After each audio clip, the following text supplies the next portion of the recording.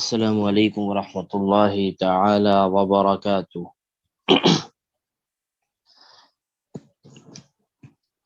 الحمد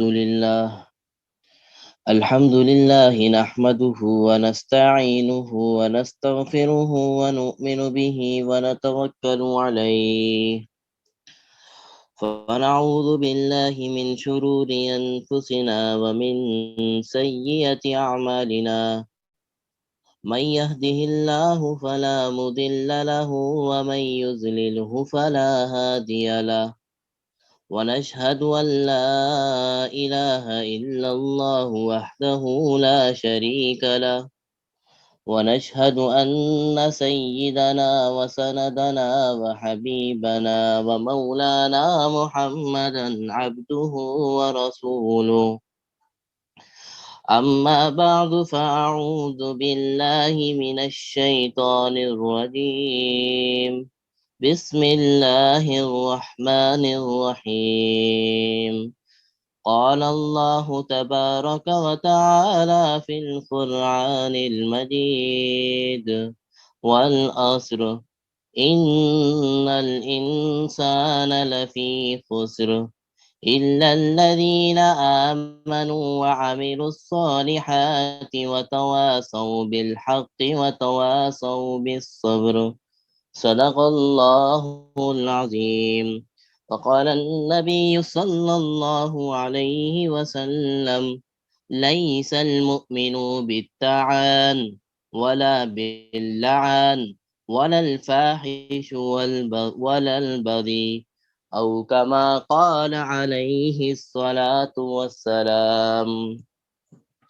سبحانك لا علم لنا إلا ما علمتنا إنك أنت العليم الحكيم. رب اشرح لي صدري ويسر لي أمري واحلل عقدة من لساني يفقهوا قولي.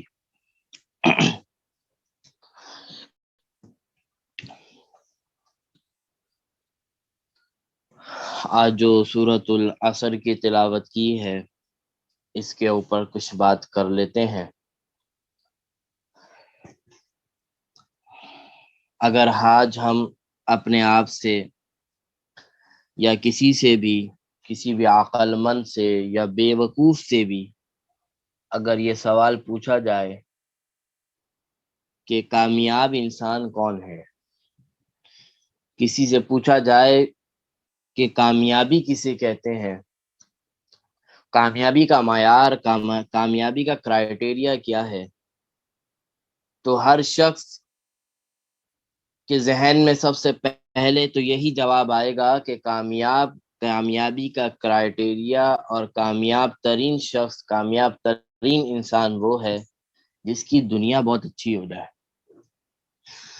وہ پڑھ لکھ کر اچھا بندہ بن جائے، اس کے پاس پھر پڑھنے کے بعد اچھی جاب لگ جائے، اس کا بینک بیلنس اچھا ہو جائے، شادی اچھی جگہ ہو جائے، اس کے بچے اچھے ہو جائیں، بچے پڑھ لکھ جائیں، اور اس کے علاوہ اس کے سارے معاملات دنیا کے آسانی کے ساتھ چلنے لگے اور اس کی عزت اور احترام ہو، تو ایسے شخص کو ہم کامیاب سمجھتے ہیں اور کامیاب کہتے ہیں۔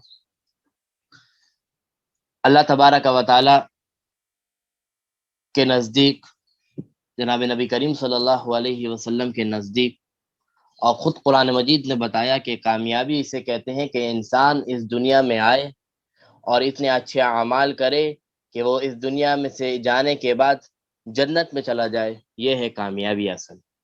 کامیابی کا کرائیٹیریا اصل یہ ہے کہ انسان دنیا گزارے، بھلے دنیا جیسی بھی گزرے، اس کا آخرت کا سامان اچھا ہو جائے، وہ جنت میں داخل ہو جائے، یہ ہے اصل کامیابی کا کرائیٹیریا، یہ ہے اصل کامیابی۔ وہ جو بینک بیلنس ہے، وہ جو اچھی دنیا ہے، وہ کامیابی ہم دنیا کے لیے تو کہہ سکتے ہیں کہ وہ شخص دنیا میں تو کامیاب ہے، لیکن خدا نہ خواستہ اگر وہ اس اعمال سے اللہ کو عبادت کر کے، اللہ کو راضی کر کے نہیں گیا، تو وہ دنیا کے اعتبار سے تو اس کو کہہ سکتے ہیں کہ کامیاب، لیکن آخرت کے اعتبار سے وہ کامیاب نہیں ہے۔ اور ہمیں اصل کامیابی کون سی چاہیے؟ اصل ہمیں کامیابی آخرت کی چاہیے۔ ہم تو محتاج ہیں، یا اللہ ہم تو دعا آپ سے یہ مانگتے ہیں کہ ربنا آتینا فی الدنیا حسنہ وفی الآخرۃ حسنہ، یا اللہ ہم تو محتاج ہیں، ہمیں تنگ دستی والی دنیا ہم نہیں برداشت کر سکتے، یا اللہ ہمیں تو دنیا بھی اچھی دے دے، ہمیں آخرت بھی اچھی دے دے۔ اور ہمیں سکھائی گئی ہے یہ دعا کہ یہ دعا مانگو کہ دنیا بھی اچھی ہو اور آخرت بھی اچھی ہو۔ لیکن ایسا نہ ہو کہ ساری فکر دنیا کے لیے ہو اور آخرت کے لیے کوئی فکر نہ ہو، تو ایسا سب سے نقصان ترین شخص، سب سے کامیابی سے بالکل ہٹا ہوا شخص ہے، جس کی دنیا تو اچھی ہے لیکن آخرت اچھی نہیں۔ تو کامیاب ترین شخص اگر وہ ہے کہ جس کی دنیا بھی اچھی ہو اور آخرت بھی اچھی ہو، اور اگر خدا نہ خواستہ اگر نقصان ہو رہا ہے تو دنیا کا نقصان کر لو، آخرت کا نقصان کبھی نہیں کرنا، کیونکہ یہ دنیا کی کامیابی یہ ٹیمپریری کامیابی ہے، وقتی کامیابی ہے۔ جب تک انسان زندہ ہے کامیاب ہے، جب اس دنیا سے رخصت ہو جائے گا، نہ وہ 1 روپے لے کر جا سکتا ہے یہاں سے، نہ کچھ بھی لے کر نہیں جا سکتا، جتنے بھی بینک بیلنس ہے، صرف اگر جائے گا اس کے ساتھ تو اس کے اچھے اعمال جائیں گے۔ اگر اچھے اعمال کر کے جائے گا تو کل قیامت کے دن، آخرت کے دن کامیاب کام آئیں گے۔ اور اگر یہاں پہ صرف بینک بیلنس بنانے کے چکر میں، دنیا اچھی چکر میں لگا رہا، تو یہ دنیا آپ کے ساتھ جائے گی نہیں، یہ یہیں رہ جائے گی۔ آپ کے ساتھ جو اعمال جائے گا، اور اگر اعمال آپ کی زندگی میں نہیں ہے، جو پرماننٹلی زندگی ہے، جو دائمی زندگی آنے والی ہے، وہ زندگی آپ کی خراب ہو جائے گی۔ تو اللہ تبارک و تعالیٰ اس سورۃ العصر کے اندر فرما رہے ہیں والعصر، قسم ہے زمانے کی۔ اللہ تبارک و تعالیٰ کو کسی بھی بات کہنے سے پہلے، کوئی بھی بات کرنے سے پہلے اللہ کو قسم کھانے کی ضرورت نہیں ہے۔ جیسے کل بھی حدیث کے اندر بات آئی تھی کہ رسول اللہ صلی اللہ علیہ وسلم نے 3 مرتبہ قسم کھا کے بتایا تھا کہ وہ شخص مسلمان نہیں، مومن نہیں جس کے پڑوسی اس سے خوش نہ ہو۔ تو نہ نبی کو کسی کی قسم کھانے کی ضرورت ہے، نہ اللہ کو قسم کھانے کی ضرورت ہے۔ اللہ کی ہر بات قسم سے بھی بڑھ کر ہوتی ہے۔ اللہ بغیر قسم کے بھی کوئی بات کہے تو وہ بات حق ہے، سچ ہے، پکی ٹھکی ہے۔ لیکن اگر کسی بات کے بارے میں اگر اللہ تبارک و تعالیٰ قسم کھا لیتے ہیں یا نبی قسم کھا لیتے ہیں، تو اس بات کی اہمیت 100 گنا زیادہ بڑھ جاتی ہے، اس بات کی حیثیت کہیں زیادہ بڑھ جاتی ہے کہ اللہ تبارک و تعالیٰ جو اب آگے جو بات فرمانے والے ہیں قسم کے بعد، اس بات کی اہمیت اور بڑھ جاتی ہے اللہ کے قسم کھانے کی وجہ سے۔ فرمایا والعصر، اور ہماری کوشش ہوتی ہے کہ ہم قسم ان چیزوں کی کھائیں، ہم ان چیزوں کی قسم کھائیں جو بہت زیادہ اہمیت کا حامل ہوتی ہیں۔ جیسے ہم قرآن کی قسم، اللہ کی قسم، اس کی قسم کھاتے ہیں جس کو ہم بہت زیادہ اہم چیز سمجھتے ہیں۔ اچھا، یہاں پر ایک قسم سے متعلق ایک مسئلہ بھی سمجھ لیجئے کہ قسم، اگر ایک تو پہلی بات یہ ہے کہ قسم کسی بارے میں اٹھانی نہیں چاہیے۔ قسم اٹھانے والا شخص بار بار جو ہر بات پہ قسم اٹھاتا ہے، حدیث کی روح سے ایسا شخص جھوٹا ہوتا ہے۔ یعنی جو ہر بات پہ قسم اٹھائے، سمجھ جاؤ وہ جھوٹ بول رہا ہے۔ تو ایک تو پہلی بات تو یہ ہے کہ ہر بات میں اللہ کو بیچ میں لانے کی کیا ضرورت ہے؟ اپنی باتوں میں اپنی بات کی حد تک رکھو، اللہ کو بیچ میں لا کر اس بات کی اہمیت بڑھا دینا، پھر اس کے بعد غلط کام کرنا، پھر اس کے بعد قسم کے خلاف کام کرنا، اس کا وبال پھر کتنا ہوگا۔ تو پہلی بات تو یہ ہے کہ ہمیں قسم سے دور ہی رہنا چاہیے۔ کسی بھی معاملے کے اندر قسم سے کام نہیں ہے۔ اب بس بات کر لو، انشاءاللہ سے بات کر لو کہ میں ہاں یہ کام میں کر دوں گا انشاءاللہ۔ نہ وعدہ کرو نہ قسم کھاؤ۔ وعدہ کرو گے، اگر آپ نے کام نہیں کیا اور جان بوجھ کے نہیں کیا تو وعدہ کے توڑنے کا آپ کے اوپر گناہ ہے۔ تو نہ وعدہ کرو نہ قسم کھاؤ، تو یہ سب سے پہلی ضروری چیز ہے۔ لیکن اگر آپ کو کسی چیز کے بارے میں قسم کھانی ہی ہے تو قسم صرف اللہ کی کھائی جا سکتی ہے، اور اس کے علاوہ کسی بھی چیز کی قسم کھانا حرام ہے، ناجائز ہے۔ ہم کھا لیتے ہیں قسم، باپ کی قسم، ماں کی قسم، اس کی قسم، بیوی کی قسم، دوست کی قسم، ان چیزوں کی قسم، یہ سب حرام ہے، ناجائز ہے۔ مسجد کی قسم ناجائز ہے۔ قسم صرف اللہ کی کھائی جائے گی، اور اللہ کے ساتھ جڑنے والی چیز اگر کوئی ہے تو اس کی کھائی جا سکتی ہے، جیسے قرآن کی قسم، ان چیزوں کی قسم کھائی جا سکتی ہے جو اللہ کے ساتھ جوڑنے والی ہوں۔ اور اس کے علاوہ رسول کی قسم، ماں کی قسم، باپ کی قسم، یہ ساری قسمیں کھانا حرام ہے، ناجائز ہے۔ تو یہ چیزیں نوٹ کر لیے۔ مسئلہ قسم سے متعلق میں نے آپ کو بتا دیا کہ پہلی بات تو یہ ہے کہ قسم ہم نے کھانی ہی نہیں ہے، وعدہ کسی چیز کے بارے میں کرنا ہی نہیں ہے، اور اگر کر لیا تو اس کو پورا کرنے کی پوری کوشش کرنی ہے۔ اور اگر کھانی بھی ہے قسم تو اللہ کے علاوہ کسی اور کی قسم کھانا جائز نہیں ہے۔ تو اللہ تبارک و تعالیٰ یہاں پہ فرما رہے ہیں والعصر۔ اچھا، میں یہ بات کر رہا تھا کہ ہم اگر کوئی شخص قسم اٹھاتا ہے تو اس کی کوشش ہوتی ہے کوئی اہم چیز کی قسم اٹھائے، تو اللہ تبارک و تعالیٰ بھی قسم کسی ایسی چیز کی نہیں اٹھاتا جس کی کوئی اہمیت نہ ہو۔ یہاں پہ اللہ تبارک و تعالیٰ نے قسم اٹھایا ہے والعصر، قسم ہے زمانے کی۔ زمانے سے مراد یہاں وقت ہے، اوقات ہے، ایک زمانہ پچھلا جس کو ہم پاسٹ یا ماضی سے تعبیر کرتے ہیں، ایک پریزنٹ یا حال کہتے ہیں، ایک فیوچر اور استقبال کہا جاتا ہے۔ یہ تین زمانے اللہ تبارک و تعالیٰ نے رکھے ہیں کہ ہر انسان کے اوپر تین زمانے آتے ہیں، یا تو اس کا ماضی ہوتا ہے، یا اس کا حال ہوتا ہے، یا اس کا فیوچر ہوتا ہے۔ تو یہ اللہ تبارک و تعالیٰ نے ان تینوں زمانے کی یعنی وقت کی قسم کھا کے بتایا کہ والعصر، قسم ہے وقت کی۔ تو معلوم ہوا کہ اللہ تبارک و تعالیٰ نے وقت کی قسم کھائی تو اس کا مطلب ہے وقت بڑی اہم چیز ہے، وقت بڑی قیمتی چیز ہے، اور ہم ان اوقات کو، ان وقتوں کو کہاں ضائع کر دیتے ہیں ہر کوئی بہتر جانتا ہے۔ ہر کوئی اپنے، میں کسی کے بارے میں یا میں اپنے، وہی بات ہے کہ اب ہر انسان کو اپنے بارے میں سوچنا ہے کہ میں اپنے، میرے اوقات کہاں صرف ہوتے ہیں، رمضان کے اندر بھی میرے وقت کا کتنا عبادت میں لگ رہا ہے، کتنا دوسرے کاموں میں لگ رہا ہے۔ ہر انسان اس بارے میں سوچ سکتا ہے کہ وقت کتنی قیمتی چیز ہے کہ اللہ تبارک و تعالیٰ اس کی قسم اٹھا کے کہہ رہے ہیں کہ وقت کی قسم، زمانے کی قسم۔ تو اس وقت کو، اس اوقات کو قیمتی بنانے کی ضرورت ہے۔ یہ وقت ایسا ہے کہ جب چلا جائے تو واپسی لوٹ کر نہیں آتا۔ اب اس کی جتنی سی منت سماجت کر لیں، اس کو لالچ دے دیں، یہ وقت نہیں آئے گا کبھی لوٹ کے۔ آج کا دن گزر گیا تو گزر گیا، کل یہ والا دن نہیں آئے گا، کل اب نئی صبح آئے گی، اگلے دن نئی صبح آئے گی، جو گزر گیا وہ گزر گیا۔ تو ہر وقت کو قیمتی بنانے کی ضرورت ہے۔ فرمایا والعصر، قسم ہے زمانے کی۔ آگے فرمایا ان الانسان لفی خسر، اللہ تبارک و تعالیٰ نے ایک قاعدہ کلیہ بتا دیا کہ تمام کے تمام انسان خسارے میں۔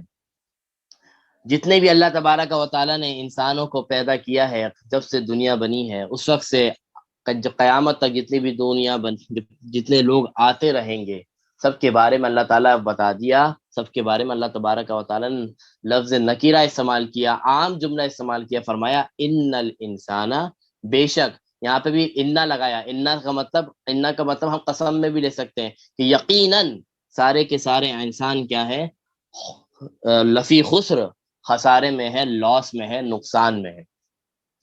اچھا بھائی، تمام کے تمام انسان خسارے میں ہیں، اس کا مطلب ہے سب ہم مسلمان بھی خسارے میں ہیں، اس کے بعد جتنے بھی اللہ والے انبیاء اور سارے لوگ بھی خسارے میں نہیں۔ فرمایا آگے ایک مستثنا بیان کیا جا رہا ہے، ان لوگ، کچھ لوگوں کو نکالا جا رہا ہے اللہ لگا کے، یہ لوگ صرف خسارے میں نہیں ہیں، اس کے علاوہ تمام انسان کے انسان کون ہے خسارے میں۔ فرمایا کون لوگ خسارے میں نہیں ہیں؟ الا الذین آمنوا، پہلے نمبر پہ بیان کر دیا وہ لوگ جو اس انسان کے بعد مسلمان بن جائے، انسان اللہ نے بنایا اور وہ ایمان والے بن جائیں، تو سب سے پہلے وہ لوگ اس خسارے سے نکل جائیں گے۔ وہ لوگ جن کے اندر یہ والی کیفیت ہو، جو وہ مومن ہے، کہ ایمان والے لوگ جو ہیں وہ اس خسارے سے بچ جائیں گے۔ اور صرف ایمان لانا نہیں ہے خسارے سے بچنا، یہ تو ایک آپشن، ایک پوائنٹ بتا دیا۔ 4 پوائنٹ اللہ تعالیٰ یہاں بتائیں گے کہ 4 پوائنٹ اگر کسی کے اندر ہوگا تو وہ اس خسارے سے نکل سکتا ہے، اور اگر اس میں سے 4 پوائنٹ میں سے ایک پوائنٹ بھی اگر اس کے اندر نہیں ہے تو وہ خسارے میں پڑا ہوا ہے۔ تو یہ 4 پوائنٹ بتائیں گے اللہ تبارک و تعالیٰ کہ یہ 4 خصوصیات، صفات اور کوالٹیز اگر کسی مسلمان کے اندر، کسی ایمان والے کے اندر آ جائیں تو وہ اس خسارے کے اندر سے کیا کر سکتا ہے، نکل سکتا ہے۔ پہلا پوائنٹ بتا دیا کہ وہ انسان سے ایمان والا بن جائے، وہ مسلمان ہو جائے تو وہ خسارے سے نکل سکتا ہے۔ دوسرے نمبر میں فرمایا وعامل الصالحات، کہ ایمان لائے اور تمام اچھے اچھے کام کرتا رہے، نیک کام کرتا رہے۔ تو یہ شخص، یہ پوائنٹ اگر کسی کے اندر آ جائے تو اس کے اندر بھی وہ شخص مسلمان خسارے سے بچ سکتا ہے۔ تو وہ عامل الصالحات، نیک کام میں ساری چیزیں آ جائیں گی، حقوق اللہ بھی آ جائیں گے، حقوق العباد بھی آ جائے گا، اللہ کی عبادتیں بھی آ جائیں گی، اور لوگوں کے حقوق، جو بھی حقوق آپ سے تعلق رکھنے والے ہیں، تو یہ ساری چیز اس نیک کام میں آ جائیں گے۔ تو جو لوگ ایمان لے کر آئے اور یہ حقوق العباد اور حقوق اللہ کا خیال کرتے رہے، یہ 2 پوائنٹ بتا دیا کہ وہ لوگ جو ایمان لے کر آئے اور عمل صالح کرتے رہے، یہ 2 پوائنٹ اگر کسی شخص کے اندر ہے تو وہ اس خسارے سے نکل سکتا ہے۔ آگے 2 پوائنٹ اور بتائے، فرمایا وتواصوا بالحق وتواصوا بالصبر، اور وہ انسان، وہ لوگ جو ایمان لے کر آئے، نیک صالح عمل کرتے رہے، اور تیسرے نمبر پہ فرمایا کہ وہ صبر سے بھی کام کرتے، وہ حق کے ساتھ رہتے ہیں، ہمیشہ حق بولتے ہیں، ہمیشہ سچ بولتے ہیں اور سچائی کا ساتھ دیتے ہیں. یعنی ہمیشہ سچائی کا ساتھ دینے والے، ہمیشہ سچ بولنے والے، ہمیشہ حق کے ساتھ کھڑے رہنے والے، باطل سے دور رہنے والے، یہ شخص بھی خسارے سے بچ سکتا ہے اگر یہ کوالٹی اس کے اندر آ جائے. فرمایا چوتھے نمبر پر چوتھا پوائنٹ کیا ہے؟ فرمایا وتواصوا بالصبر، اور جو صبر سے کام لیتا رہے، جو ہمیشہ صبر کے ساتھ چلتا رہے. صبر اگر دین کے راستے پہ چل رہا ہے، اس میں کوئی تکلیف آ رہی ہے تو صبر سے کام رہے، کوئی تکلیف آ رہی ہے تو صبر سے کام لے. فرمایا صبر کے ساتھ چلنے والا، صبر کی تلقین کرنے والا اور صبر پر جمع رہنے والا، فرمایا یہ 4 پوائنٹ ایسے ہیں جس انسان کے اندر آ جائیں، جن مسلمان کے اندر آ جائیں، وہ اللہ کے اس قول سے جو ان الانسان لفی خسر، فرمایا کہ تمام انسان خسارے میں ہے. اگر یہ 4 پوائنٹ کوئی اپنے اندر پیدا کر لیتا ہے تو وہ اس خسارے سے نکل جائے گا، اس خسارے سے کیا ہو جائے گا؟ بچ جائے گا. اور فرمایا کہ جس کے اندر یہ 4 کوالٹی نہیں ہے تو وہ اس خسارے کے اندر داخل ہے، وہ خسارے میں ہے، وہ لاس میں ہے. وہ بھلے اپنی دنیا بہت اچھی بنا لے، یہ 4 کوالٹی اگر اس کے اندر نہیں ہے تو اللہ کے نزدیک وہ خسارے میں ہے. اللہ قسم اٹھا کے کہہ رہا ہے کہ ایسا شخص نقصان میں ہے. یہ ظاہری اس کی بینک دولت، ظاہری اسباب دیکھ کے کبھی دھوکہ مت کھانا کہ یہ تو ہم سے بہت اچھا ہے. نہیں، اللہ اگر یہ 4 کوالٹی اس کے اندر نہیں ہے تو وہ شخص خسارے میں ہے، لاس میں ہے. یہاں پہ صبر کو اور حق کو الگ سے ذکر کیا. یہ عمل صالح میں بھی اللہ تبارک و تعالیٰ اس میں داخل کر سکتے تھے، اس میں یہ ساری چیزیں آ سکتی تھی، لیکن الگ سے ذکر کرنے کا مقصد یہ ہے کہ اس کی اہمیت اور بڑھ جائے، یہ چیزیں انسان کے اندر اور زیادہ آ جائے کہ وہ انسان صبر کے سامنے اور حق کے ساتھ رہے. کیونکہ ان چیزوں میں انسان بہت پیچھے رہتا ہے کہ بے صبرا ہو جاتا ہے کسی کام میں، یا کوئی بھی بات دیکھے تو حق سے ہٹ جاتا ہے، جھوٹ بول دیتا ہے. تو یہ 2 چیزوں الگ سے ذکر کرنے کا مقصد یہ کہ انسان ان 2 چیزوں پر خصوصی توجہ دے. یہاں پہ صبر کی بات ہوئی تو صبر کے حدیث کے اندر 3 معنی آتے ہیں کہ صبر 3 قسموں کا ہوتا ہے، 3 تعریفیں، 3 قسم ہے صبر کی، 3 ٹائپس ہیں قسم صبر کی. فرمایا پہلی قسم کیا ہے صبر؟ پہلا صبر وہ ہے کہ انسان چاہتا ہے کہ میں کسی گناہ میں لگوں، میرا دل چاہ رہا ہے کہ میں فلم دیکھوں، میرا دل چاہ رہا ہے کہ میں گانا سنوں، میرا دل چاہ رہا ہے کہ میں کسی غلط جگہ پہ جاؤں، میرا دل چاہ رہا ہے میں ایسے فنکشن میں جاؤں یا ناچ گانے ہو رہے ہوں، مزہ آئے گا، میرا دل چاہ رہا ہے کہ میں یہ کام کروں. ہر انسان کی کیفیت ہے، ہر انسان کا دل چاہتا ہے کہ میں یہ کام کروں، اس میں مزہ آتا ہے. کیونکہ ہر شیطانی کام میں اللہ تعالیٰ نے مزہ رکھ دیا، ہر شیطانی کام میں اللہ تعالیٰ نے مزہ، تبھی تو مجاہدہ ہے کہ وہ شیطانی کام میں مزہ اللہ نے رکھا ہے. اب وہ بچے گا اس سے تو جو مزہ دیکھ رہا ہے کہ میں مزہ کو چھوڑ رہا ہوں، پھر اجر اس کا بہت بہترین ہوگا. تو ہر شیطانی کام جتنا بھی ہے اس کے اندر اللہ نے مزہ رکھا ہے، یہ آپ کر لیں. اور نیکیوں کے اندر آپ کو بہت جگہ ایسا ہوگا کہ مزہ نہیں آئے گا، لیکن آپ کو کرنا پڑے گا، اسی پر تو اللہ تبارک و تعالیٰ جنت دے گا. آپ نے کوئی کوشش ہی نہیں کی، آپ نیکیوں میں مزہ آ رہا ہے اور لگے ہوئے، تو آپ نے کیا کمال کیا؟ کمال تو وہ ہے کہ مزہ نہیں آ رہا پھر بھی نیکیوں کے ساتھ لگے. کمال تو یہ ہے کہ نماز پڑھنے کا دل نہیں چاہ رہا پھر بھی نماز پڑھنا، یہ ہے کمال. اسی پر پھر جنت کے فیصلے ہوا کرتے ہیں. اسی طرح گناہ کے اندر اگر مزہ ہی نہیں ہوتا تو کوئی مزہ کی طرف جاتا ہی نہیں، کوئی گناہ کی طرف جاتا ہی نہیں، پھر کوئی فائدہ ہی نہیں ہوتا اس کو، نہ کوئی اس کا اجر ملتا. ایک شخص گناہ میں مزہ ہی نہیں آ رہا پھر بھی وہ گناہ میں لگتا ہے، تو کوئی فائدہ ہی نہیں ہے نا. جب گناہ میں دیکھ رہا ہے کہ گناہ میں مزہ آ رہا ہے پھر بھی بچ رہا ہے، پھر اس کے اعمال کے اندر پھر اللہ تبارک و تعالیٰ پھر اس کو فائدہ دے گا. یہ کمال ہے کہ مزہ آ رہا ہے پھر بھی چھوڑ رہا ہے، یہی تو کمال ہے. تو گناہ کے کاموں میں اللہ تعالیٰ نے ہر شیطانی کاموں میں اللہ تعالیٰ نے مزہ رکھا ہے. جب وہ مزے کی چیز کو چھوڑے گا تو انسان کو پھر اس کے مطابق اجر و ثواب ملے گا. تو میرا دل چاہ رہا ہے کہ میں گناہ کے کام میں لگوں، میں یہ کام کروں، لیکن اس وقت میں صبر کر لیتا ہوں. میں یہ سوچ لیتا ہوں کہ نہیں، یہ تو گناہ کا کام ہے، اگر میں نے اس کام پہ کر لیا تو مجھے اللہ تبارک و تعالیٰ گناہ دیں گے. یہ تھوڑے سے مزے ہیں، میں اس کو برداشت کر لیتا ہوں، چھوڑ دیتا ہوں. میں نہیں دیکھتا فلم، میں نہیں دیکھتا ایسے فنکشن میں نہیں جاتا ایسے لوگوں میں جہاں یہ ساری چیزیں ہو رہی ہیں. اگر وہ اس کے اوپر صبر کر لیتا ہے تو اس کے اوپر نہیں جا رہا ہے، اس کے اوپر جو صبر کر رہا ہے، یہ صبر کی پہلی قسم ہے. یعنی گناہوں سے بچنے کے اوپر جو اس کے اوپر تکلیف آ رہی ہے، یہ تکلیف کہ وہ برداشت کر رہا ہے، وہ سہ رہا ہے کہ یار میں مزے سے اس مزے کی چیز سے بچا ہوا ہوں، میں اس فنکشن سے بچا ہوں، میرے سارے کزنس میرے سارے دوست وہاں موجود ہیں، میں الگ ہوں، اس کے اوپر جو تکلیف اس کو ہو رہی ہے، اس کو اس پر جو پریشانی ہو رہی ہے، اس پر جو صبر کر رہا ہے، یہ صبر کی پہلی قسم، اس صبر کے اوپر بہت اجر ملے گا۔ دوسرے نمبر پر صبر فرمایا، دوسرے نمبر پر صبر وہ ہے کہ انسان نیکی کے کاموں میں لگا ہوا ہے، جیسے میں نے ابھی بتایا نیکیوں کے کاموں میں لگا ہوا ہے اور نیکیوں کے کاموں میں اس کو تکلیف آ رہی ہے، عبادت نماز پڑھ رہا ہے، اس کو تکلیف ہو رہی ہے کہ نماز پڑھنے میں اس کو دل نہیں چاہ رہا کہ میں نماز پڑھوں، پھر بھی وہ فجر کے لیے اٹھا ہوا ہے، اس کا دل چاہ رہا ہے میں ابھی سوتا رہوں بڑے آرام سے، لیکن وہ اٹھا ہے، مشقت اٹھا رہا ہے اور فجر کی نماز پڑھ رہا ہے، سردیوں کے موسم میں ٹھنڈے ٹھنڈے پانی سے وضو کر رہا ہے اور نماز پڑھ، اس کے اوپر جو تکلیف ہو رہی ہے، نیکیوں کے کاموں میں بڑھنے پہ جو تکلیف اس کو مل رہی ہے، وہ اگر وہ کسی ایسے فنکشن میں نہیں شریک ہو رہا جہاں گناہ کے کام ہے، تو اس کے بعد وہ تانے سہ رہا ہے اپنے رشتہ داروں کے، دوست احباب کے، اس کو تانے مل رہے ہیں کہ تم تو یہ ہو گئے، تم تو وہ ہو گئے، تم تو دنیا سے کٹ گئے، یہ جو تانے اس کو مل رہے ہیں اور اس کے اوپر یہ برداشت کر رہا ہے، صبر کر رہا ہے، یہ صبر کی دوسری قسم۔ اور فرمایا تیسری قسم صبر کی کیا ہے؟ وہی جو ہم سب جانتے ہیں کہ کوئی تکلیف آ جائے، کوئی مصیبت آ جائے، کوئی پریشانی آ جائے، کسی کا انتقال ہو جائے، مال کا نقصان ہو جائے، کسی چیز کا بھی نقصان ہو جائے، اس موقع پر اگر کوئی شخص صبر کرتا ہے، اللہ سے شکوہ نہیں کرتا، ناشکری نہیں کرتا، صبر سے کام لیتا ہے، تو فرمایا یہ تین قسم کے صبر ہیں اور یہ تینوں قسم کے صبر ہمیں کرنے ہیں۔ ہم صرف ایک ہی صبر سمجھتے ہیں کہ کسی تکلیف کے اوپر صبر کر لینا، نہیں، یہ تو تیسرے نمبر پر ہے، کسی تکلیف پر صبر کر لینا۔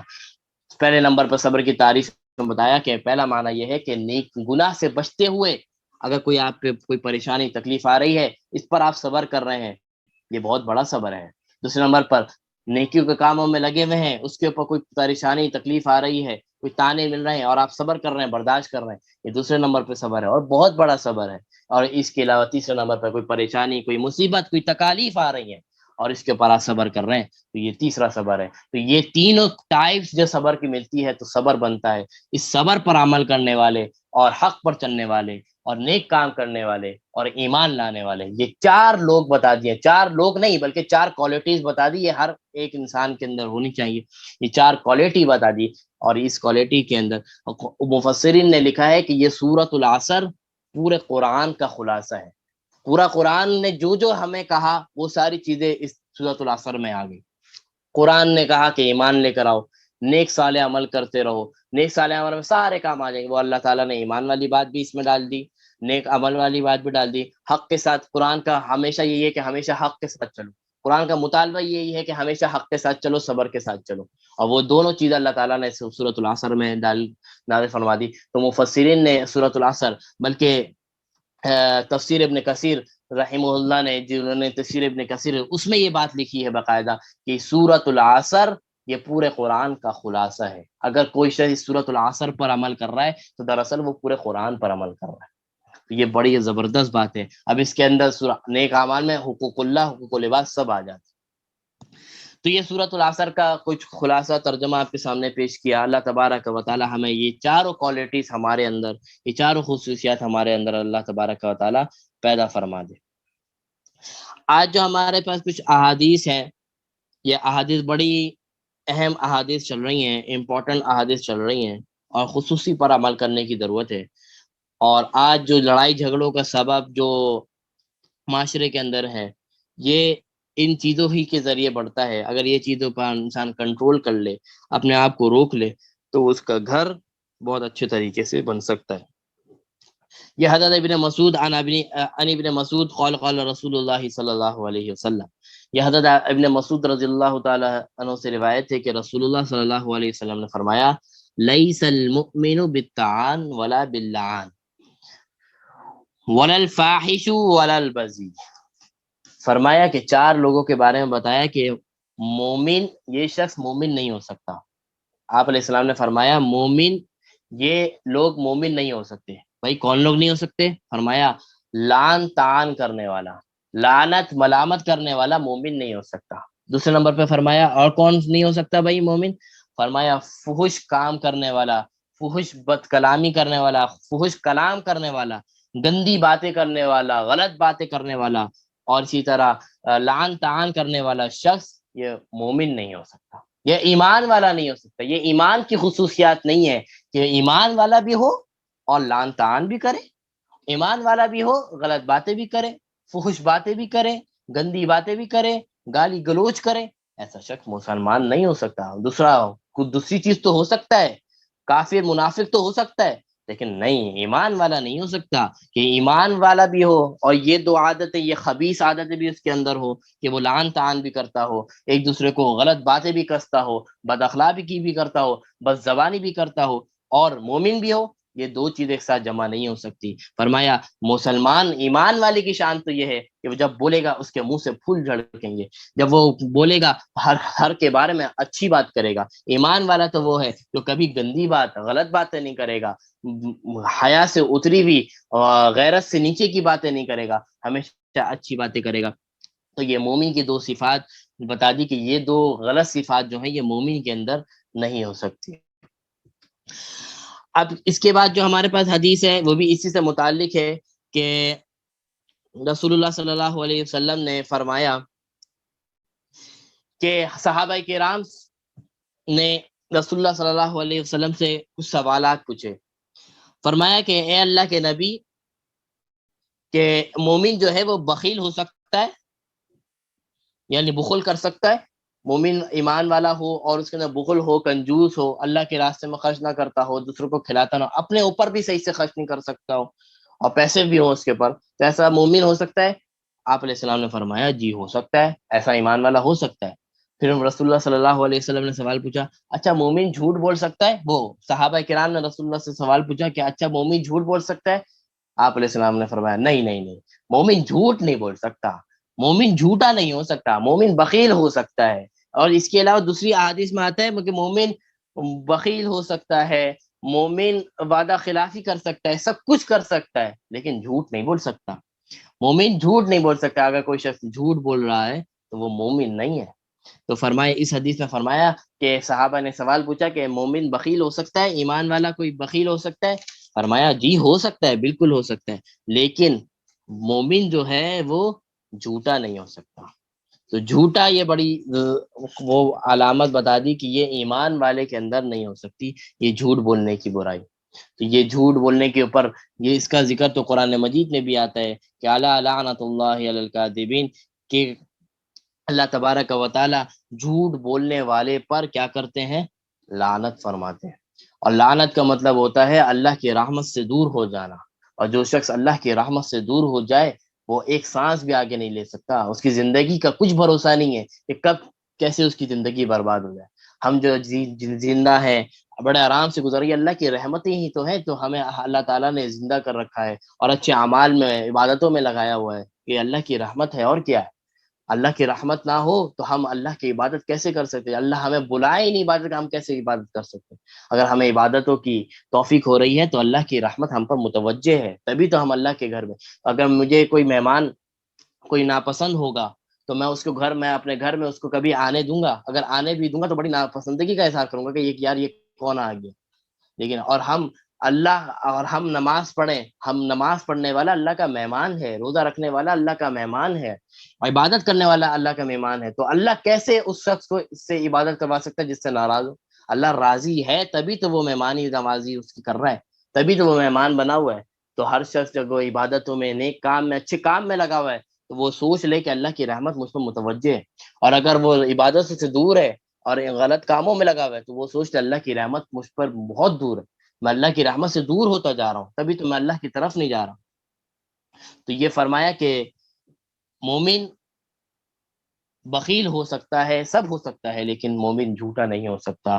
تو یہ حدیث میں بتایا کہ بہت زیادہ اس کے اندر یہ ہے کہ اگر ایمان والے بننا ہے تو جھوٹ سے بچنا ہوگا، ہمیشہ سچ کا ساتھ دینا ہوگا، اور سچ کے اندر فائدہ ہے، جھوٹ کے اندر نقصان ہے۔ ظاہری نقصان، آپ کو ظاہری فائدہ آپ کو کبھی نظر آ رہا ہو کہ میں جھوٹ بولوں گا تو بچ جاؤں گا، تو یہ فائدہ تھوڑے دیر کے لیے ہے۔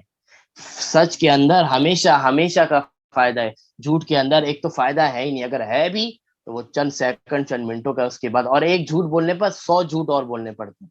انسان اگر ایک سچ بول دے تو ساری بات ختم ہو جاتی ہے، اور اگر ایک جھوٹ بولے، اگر وہ اس جھوٹ میں پکڑا گیا تو اس کے بعد 10 جھوٹ، 100 جھوٹ اور بولے، تو ایک جھوٹ کے بدلے 100 جھوٹ اس کو اور بولنا پڑے گا، اس کے وبال میں اور بڑھتا جائے گا غلط اعمال کو، اور ایک وہیں پر ایک سچ بول دیتا سارے معاملات ہی ختم ہو جاتے۔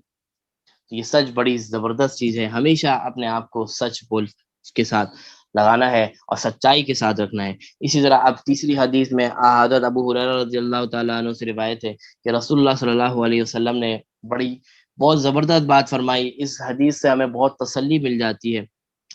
فرمایا میری امت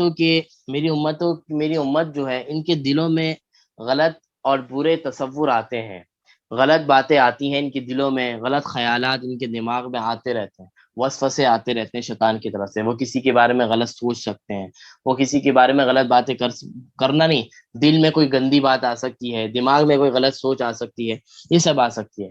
تو اللہ تبارک و تعالیٰ نے خوشخبری اللہ کے نبی نے خوشخبری دے دی، یہ جو غلط باتیں آ رہی ہیں، یہ غلط وسوسے آ رہی ہیں، اللہ تعالیٰ اس کا مواخذہ نہیں کرے گا، اللہ تعالیٰ اس کی پکڑ نہیں کرے گا، کیونکہ اس کے اوپر انسان کا اختیار نہیں ہے کہ وہ خود بخود آ جاتے ہیں، وہ بیٹھا ہوا ہے خود بخود غلط خیال آ رہے ہیں۔ اور ایک وہ ہوتا ہے کہ انسان بیٹھا ہوا ہے اور خود بیٹھ کے سازشیں کر رہا ہے، غلط خیالات لے کر آ رہا ہے اپنی طرف سے، اس کی کوشش ہے کہ غلط خیال، غلط چیزیں سوچ رہا ہے، گندی چیزیں سوچ رہا ہے، وہ ساری چیزیں۔ ایک یہ ہوتا ہے، اس کے اوپر تو پکڑ ہے کیونکہ وہ خود اپنی مرضی سے لے کر آ رہے ہیں، اور ایک ہے تو کچھ لے کے نہیں ہے، خود بخود جیسے نماز کی حالت میں آتے رہتے ہیں خیالات، اس طرح آ جاتے ہیں خیالات، جو خود بخود خیالات آ رہے ہیں وہ گندے ہو جیسے بھی ہو، فرمایا اس کے اوپر اللہ تعالیٰ پکڑے گا نہیں، البتہ اگر اس خیال پہ اس نے عمل کر لیا، اس خیال پہ اگر کسی نے وہ خیال سوچا کہ یار مجھے اس کو نقصان پہنچانا ہے، ایسے خیال آ گیا ذہن میں، اگر وہ صرف خیال ہی خیال ہے تو اس پر پکڑ نہیں، اگر اس نے وہ کام کر دیا، اس کو نقصان پہنچا دیا، تب اس کے اوپر پھر پکڑ ہے، اس کے اوپر پھر اس کا معاوضہ ہے۔ تو فرمایا میری امتوں کے دلوں میں یا دماغوں میں کوئی گندے خیالات، کوئی غلط خیالات آ رہے ہیں تو اللہ تعالیٰ اس کا مواخذہ نہیں کرے گا، ہاں اگر اس پر وہ عمل کر لے، اس کے اوپر وہ اس خیالات کے اوپر پریکٹیکل کر لے، تو پھر اس کے اوپر اس کو گناہ ملے گا، اس کے مطابق اس کا وبال ہوگا۔ اچھا، یہ تو ہمارے پاس آج 3 احادیث تھیں جو آج ہم نے پڑھ لی، اور سورۃ العصر کا ترجمہ خلاصہ پڑھ لیا۔ آج جو ہمارے پاس ہے تیسرا ٹاپک، وہ اعتکاف کی فضیلت اور مسائل ہے۔ یہ اعتکاف بہت بڑی فضیلت والا کام ہے۔ جناب نبی کریم صلی اللہ علیہ وسلم ہر سال مسجد نبوی میں اعتکاف فرمایا کرتے تھے۔ آپ علیہ السلام کے دور سیرت سے احادیث کا مطالعہ بتاتا ہے کہ کبھی آپ نے پورے مہینے کا بھی اعتکاف فرمایا۔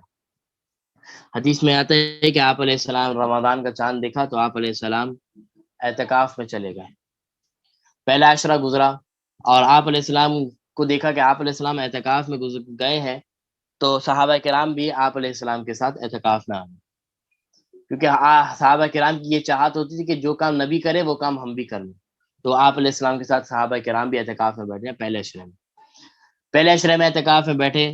اچھا، اس سے ایک بات یہ سمجھ لی جائے کہ اعتکاف میں بیٹھنے کا سب سے بڑا مقصد لیلۃ القدر کو پانا ہے، لیلۃ القدر کی تلاش ہے، کہ یہ جو ایک لیلۃ القدر اللہ تبارک و تعالیٰ نے رکھی ہے، اس کے اوپر ہم بات کریں گے کل پرسوں، یہ لیلۃ القدر کیا ہے۔ تو یہ لیلۃ القدر کے تلاش میں انسان اعتکاف، اور بھی بہت سارے مقاصد ہوتے ہیں، اللہ کو راضی کرنا، عبادت کرنا، لیکن سب سے بڑا مقصد اعتکاف کا ہوتا ہے وہ یہ ہے کہ لیلۃ القدر مل جائے مجھے، یہ جو ایک عظیم رات ہے، یہ رات مجھے مل جائے۔ تو آپ علیہ السلام نے پہلے اسی لیلۃ القدر کی تلاش میں پہلے عشرے کا اعتکاف فرمایا۔ پہلے عشرے کا اعتکاف فرمایا تو حضرت جبریل علیہ السلام نے آ کے، پہلا عشرہ جب گزر گیا تو حضرت جبریل علیہ السلام نے آ کے بتایا کہ اس عشرے کے اندر لیلۃ القدر نہیں ہے۔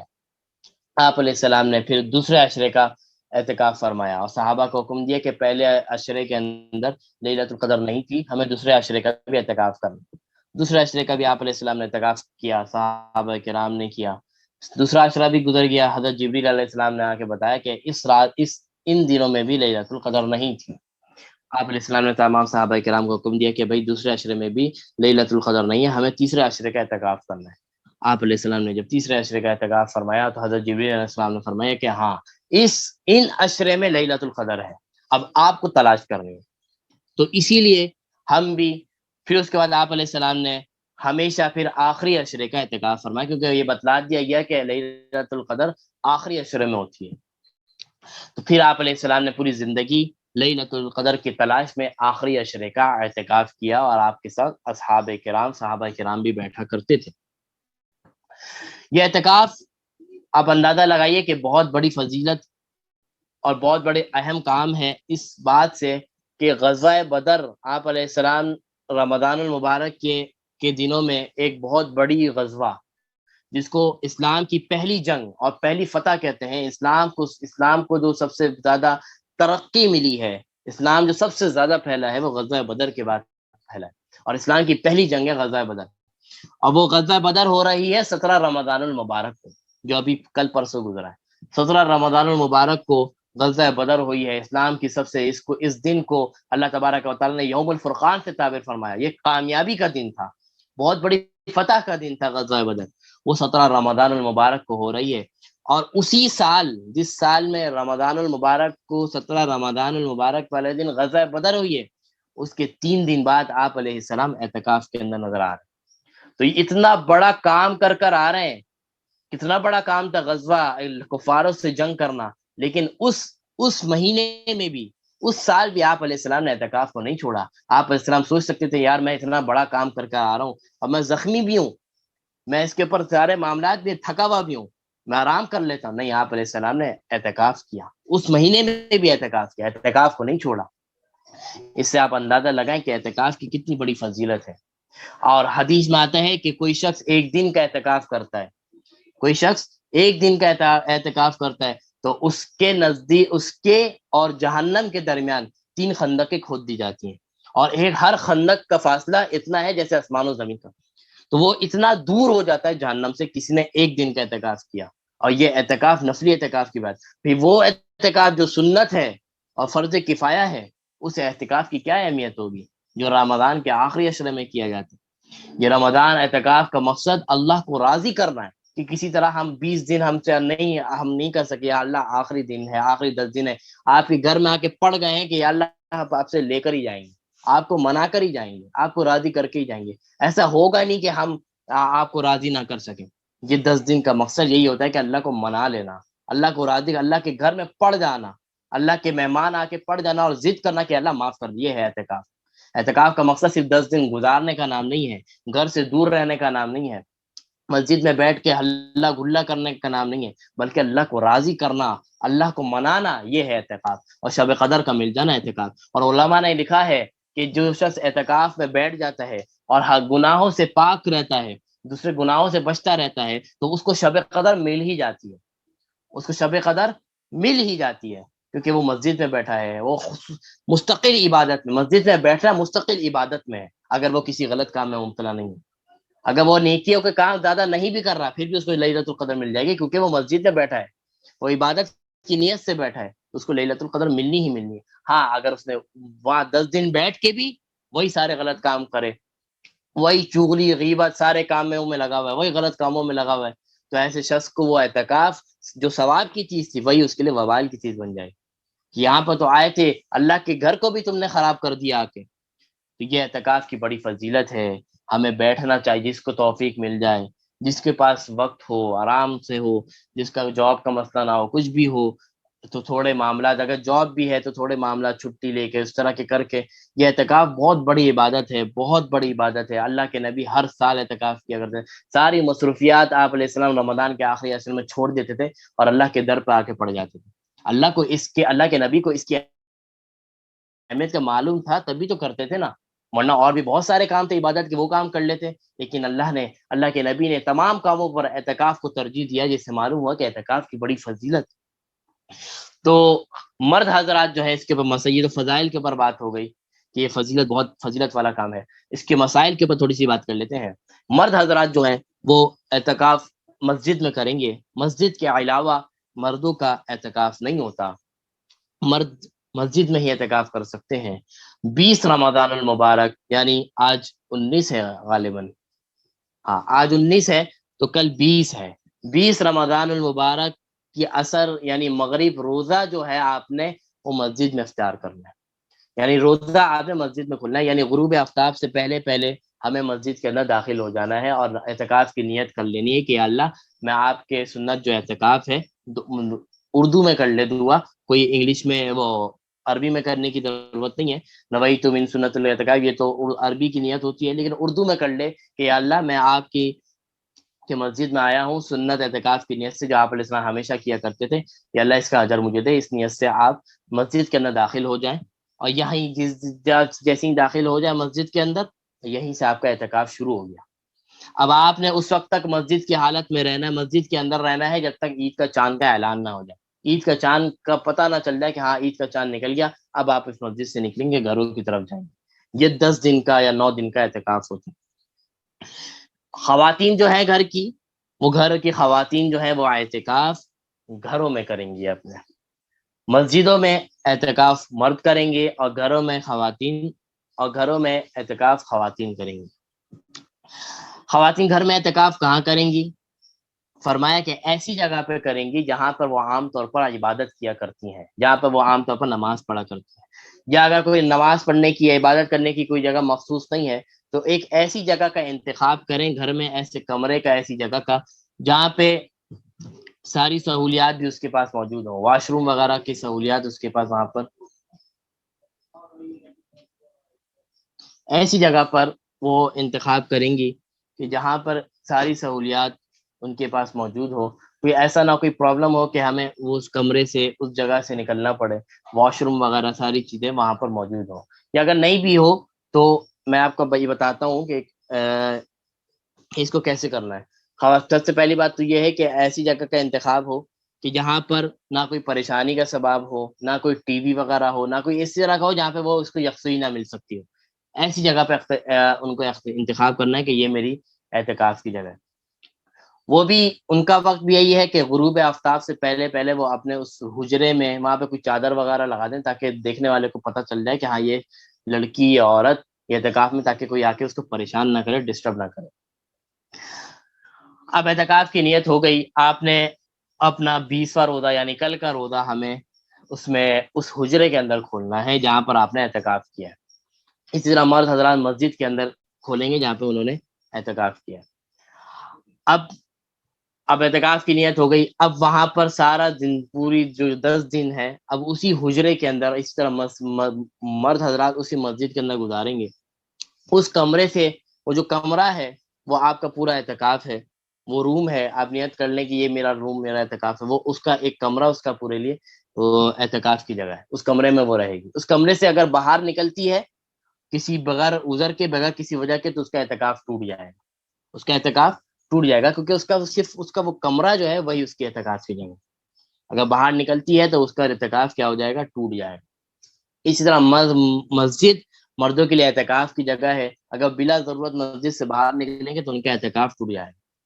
البتہ اگر کوئی مجبوری ہو, یعنی آپ نے خواتین نے ایسی جگہ پہ اعتکاف کیا ہے جہاں پہ واش روم نہیں ہے, اس کو واش روم جانے کے لیے جو ضروریات کی چیزیں ہیں اس کے نکلنے کے لیے لامحالہ اس کو باہر نکلنا پڑے گا, تو ایسی شخص ایسی حالت میں, مجبوری کی حالت میں وہ اس کمرے سے باہر نکل سکتی ہے اور جائے گی, اور جو بھی کام اس کا واش روم وغیرہ ہے وہ فوراً کر کے, ساری چیزیں کر کے فوراً اپنے روم میں آ جائے, نہ کسی سے بات کرے گی, نہ کسی سے ملاقات کرے گی, اپنے کام کرے گی اور آ جائے گی. اور وہ کام کرنے کی عادت ہے ضروری ہے جس کے بغیر کوئی چارہ کار نہ ہو, جیسے واش روم میں اس کے بغیر کوئی چارہ کار نہیں, اس کے علاوہ کسی سے ملاقات کرنے کے لیے, کھانا پکانے کے لیے, اس طرح کے کام کرنے کے لیے وہ باہر نہیں کر سکتی, وہ وہیں اعتکاف میں رہے گی. اور اگر کوئی ایسی گھر میں کوئی خواتین نہیں ہے اور کھانا پکانا بھی سیکھے تو آپ اعتکاف میں نہ بیٹھیں, آپ کے لیے وہ زیادہ ضروری ہے. تو اگر 2-3 خواتین ہیں, ایک خاتون اگر وہاں بیٹھ جاتی ہے اعتکاف میں تو بیٹھ جانا چاہیے, بہت فضیلت والا کام ہے. اس کے فضیلت اور خواتین کے اوپر بھی اترے گی, اس گھر پہ بھی اترے گی. تو یہ اعتکاف کے. پھر اس کے علاوہ اعتکاف کے اندر اگر ناخن وغیرہ کاٹنے کی ضرورت ہو تو اعتکاف کے اندر ناخن وغیرہ سب کچھ کاٹ سکتے ہیں. اور اسی طرح مرد حضرات کو احتیاط کرنی چاہیے کہ وہ مسجد کے اندر وہ ناخن وغیرہ کا نہ کاٹیں, وہ سارے ناخن وغیرہ بال ہے وہ اعتکاف سے پہلے ہی اس سے فارغ ہو کے اعتکاف میں بیٹھیں. اور اگر خاتون کو اگر ضرورت پڑ رہی ہے تو وہ گھر میں تو کاٹ سکتی ہیں. اور اسی طرح خواتین, اعتکاف کرنے کا مقصد اللہ کو راضی کرنا ہے. ایسا نہ ہو کہ اعتکاف میں بھی بیٹھے ہیں, موبائل بھی آپ کے ساتھ چل رہا ہے, ساری چیزیں چل رہی ہیں, تو پھر اعتکاف کا کوئی فائدہ نہیں ہوا. مرد حضرات مسجد میں بیٹھے ہیں, اپنے لیپ ٹاپ, ٹیبلیٹ, موبائل سب کچھ لے کے بیٹھے ہیں. ہم اعتکاف میں بیٹھتے تھے تو ہم دیکھتے تھے کہ بہت سے لوگ ایسے آتے تھے کہ بھائی اپنا لیپ ٹاپ بھی چل رہا ہے, ان کا بزنس, سارے چیزیں چل رہا ہے. بھائی 10 دن کی بات, ٹھیک ہے چلیں, کبھی امپورٹنٹ ہے, بہت زیادہ ہوتا ہے, موبائل بھی لے کے بیٹھے ہیں, سارا دن موبائل پہ لگے ہوئے اور اعتکاف بھی چل. یہ اعتکاف یہ تو آپ گھر میں کر سکتے تھے آپ, یعنی پھر آپ نے سکون حاصل کرنے کے لیے صرف مسجد میں آئے, گھر کی پریشانی سے بچنے کے لیے آپ مسجد میں آئے, اللہ کو راضی کرنا مقصد نہیں ہے. تو اعتکاف کا مقصد تو اللہ کو راضی، ان چیزوں سے دور رہا ہے، 10 دن ان چیزوں سے دور رہے. آپ کو یہ نہیں کہا پورا مہینہ پورا سال نہیں، ان چیزوں سے 10 دن. ہاں کوئی مجبوری ہو کسی سے بات کرنے، فون ہو تو آپ فون لے لیں، بات کر لیں. اور اگر کوئی شخص، کوئی خواتین اس عورت سے ملاقات کرنا چاہتا ہے جو اعتکاف میں بیٹھی ہے، تو وہ آ کے ملاقات کر لے اور سلام دعا کر کے چلی جائے. یہ نہیں اب بیٹھ جائے تو صبح بیٹھی تو شام تک یہ بھائی باتیں چل رہی ہیں. جب جہاں جہاں دو خواتین بیٹھیں گی وہاں پہ دوسرے کام بھی شروع ہو جاتے ہیں، سب جانتے ہیں. تو بس ملاقات کرے، حال چال معلوم ہوا، چلی جائے. اس کو اکیلا چھوڑ دے جو خاتون بیٹھی ہوئی ہے، اس کو اللہ کی عبادت کرنے دو، قرآن پڑھنے دو، وہ اس کے لیے بیٹھی ہے. اور باہر والی خواتین کو سوچنا چاہیے کہ وہ اعتکاف میں بیٹھی ہے اللہ کو راضی کرنے کے لیے، اس کو زیادہ ڈسٹرب نہ کرے، اس کو زیادہ اس طرح کے کام نہ کریں، اس کو دوسرے کاموں میں نہ الجھائیں. تو اسی طرح اگر اعتکاف کے دنوں میں پاک ہونا ضروری ہے. خواتین کے اگر کوئی ایسے ایام کے دن چل رہے ہیں تو وہ اس ایام کے دنوں میں وہ اعتکاف نہیں کر سکتی. اور اگر دوران اعتکاف اگر اس طرح کی وہ آ جائے، ایام کے دن شروع ہو جائیں، تو ان کا اعتکاف ٹوٹ جائے گا. اب اعتکاف ٹوٹ گیا یا مرد کا بھی کسی وجہ سے اعتکاف ٹوٹ گیا تو اعتکاف کے اوپر بھی قضا کرنا واجب ہو جاتا ہے. یعنی جس طرح روزہ ٹوٹ گیا یا روزہ نہیں رکھا تو اس کی قضا واجب ہے، اس طرح اعتکاف کی قضا بھی واجب ہے. اور اعتکاف کی قضا کیا ہے؟ ایک دن کا اعتکاف کر لینا. یعنی رمضان کے علاوہ کسی دن بھی ایک دن کا، اگر رمضان کا اعتکاف ٹوٹا ہے، سنت اعتکاف ٹوٹ گیا ہے کسی بھی وجہ سے، تو ایک دن کا اعتکاف کرنا اس کی قضا ہے. یعنی مغرب سے لے کر روزے کی حالت میں. اور اعتکاف کے لیے روزہ رکھنا ضروری ہے. خواتین اگر اعتکاف میں بیٹھی ہوئی ہیں اور روزہ نہیں رکھا تو اعتکاف نہیں ہوگا. اس طرح مسجد میں مرد حضرات اعتکاف میں بیٹھے، روزہ نہیں رکھا تو اعتکاف نہیں ہوگا. روزہ اور اعتکاف دونوں ایک ہی چیز ہے. روزے کے ساتھ شرط ہے اعتکاف کی، یعنی بغیر روزے کے اعتکاف نہیں ہوتا. تو اگر اعتکاف کی قضا کرنی ہے تو 24 گھنٹے آپ نے ایک متعین ایک جگہ تھی اعتکاف کی طرح نیت کرنا پڑے گا کہ میرا جو اعتکاف سنت اعتکاف ٹوٹ گیا تھا اس کی میں قضا کر رہی ہوں. تو پورے 10 دن کا اعتکاف کی قضا ایک دن سے پوری ہو جائے گی. ایک دن اگر کوئی مسجد میں جا کے مرد حضرات مسجد میں بیٹھ جائے نیت کے، یعنی اس غروب آفتاب سے پہلے سے دوسرے دن غروب آفتاب تک، یہ ایک دن جو 24 گھنٹے بنتے ہیں مغرب سے مغرب تک، یہ اعتکاف کی ایک دن کی قضا ہوتی ہے. اگر کسی کا ٹوٹ جائے، اسی عورت جو ہے وہی قضا جو ہے وہ گھر میں کریں گی، مرد جو ہے وہ مسجد میں کریں گے. تو پورے 10 دن کی قضا جو ہے وہ ایک دن سے پوری ہو جائے گی. تو یہ اعتکاف کے کچھ فضائل تھے، مسائل تھے. اعتکاف کے اندر یہ ساری چیزیں کرنے کی اللہ کو راضی کرنا اصل مقصد ہے. اور یہ سارے تو 2-3 مسائل میں نے آپ کو بتا دیے کہ اگر مجبوری ہے، اگر وغیرہ اس طرح ہے تو باہر نکل سکتے ہیں. ہمیشہ اسی افطاری اسی میں کرنا ہے. گھر کی خواتین ان کو اعتکاف، یہ نہیں ہے کہ آپ خود جائیں کچن سے اپنی افطاری اٹھا کے لے آئیں اور آ کے کریں، نہیں. گھر کی جو خواتین ہیں وہ ان کو پہنچا دیں ان کے کمرے میں کہ آپ کی افطاری ہے، یا آپ کا کھانا ہے، یا آپ کا سحری ہے، جو بھی. تو ان کو باہر نکلنے کی اس کمرے کی ضرورت نہیں ہے، باہر نہیں نکل سکتی. اچھا، اعتکاف کے اندر بلا عذر نہانا بھی جائز نہیں ہے. اگر آپ نے کوئی ضرورت نہیں ہے نہانے کی، آپ بس ایسے ہی نہانا چاہ رہی ہیں، تو اعتکاف میں نہانے کی اجازت نہیں ہے. البتہ اگر کوئی غسل واجب ہو جائے یا ایسی کیفیت ہو جائے کہ جس کے بغیر زندگی گزارنا مشکل ہو جائے، یعنی اتنا پسینہ ہے یا اس طرح کی کیفیت ہے کہ طبیعت خراب ہو رہی ہے، تو اس صورت میں نہانے کی اجازت ہے، مردوں کو بھی عورتوں کو بھی. لیکن اس کے علاوہ ایسی کوئی پریشانی نہیں ہو تو نہانے کی اجازت اعتکاف کے اندر نہیں ہے. اس سے اعتکاف ٹوٹ جائے گا، کیونکہ یہ ضرورت سے زائد کی چیزوں میں آتا ہے. آپ کو ضرورت نہیں تھی اتنی زیادہ نہانے کی، آپ پھر بھی نہانے چلی گئی یا نہانے چلے گئے تو آپ کے اعتکاف ٹوٹ جائے گا. ہاں اگر کوئی بہت زیادہ مجبوری، جیسے میں نے آپ کو بتا دیا کہ غسل واجب ہے، یا ایسی کیفیت ہو گئی ہے کہ طبیعت خراب ہو رہی ہے کہ اس گرمی کی وجہ سے، اس وجہ سے، تو پھر آپ کو اجازت ہے، نہا سکتی ہیں. اور وہ بھی نہانا ہے کم سے کم وقت میں، کم سے کم وقت لگا کر آپ کو نہا کے آ جانا. یہ تھے اعتکاف کی کچھ مسائل، کچھ فضائل. تو کوشش کرنی چاہیے ہر انسان، گھر کی خواتین اگر 4-5 خواتین ہیں تو ایک خواتین کو اس کام کے لیے مختص کر کے آپ اعتکاف میں بیٹھیں گے. اس اعتکاف کی بڑی برکتیں ہوتی ہیں، پورے گھروں میں اترتی ہیں، ان کے تمام خواتین کے اوپر اس کی برکتیں اتریں گی، نازل ہوں گی.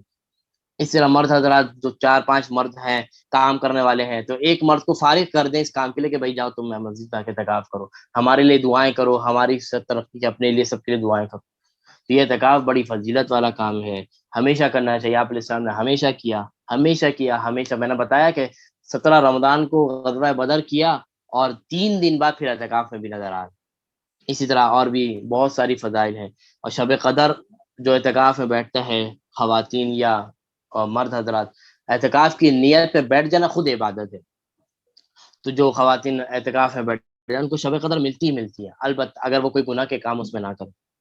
تو یہ بہت بڑی عبادت ہے، بہت بڑی عبادت ہے. تو خصوصاً چاہیے کہ اس کے عبادت کو کر لی جائے. یہ 10 دن کی دن ہے. اللہ تبارک و تعالی ہمیں اس پر عمل کرنے والا بنائے. وآخر دعوانا ان الحمد للہ رب العالمین. السلام علیکم و رحمۃ اللہ تعالی وبرکاتہ.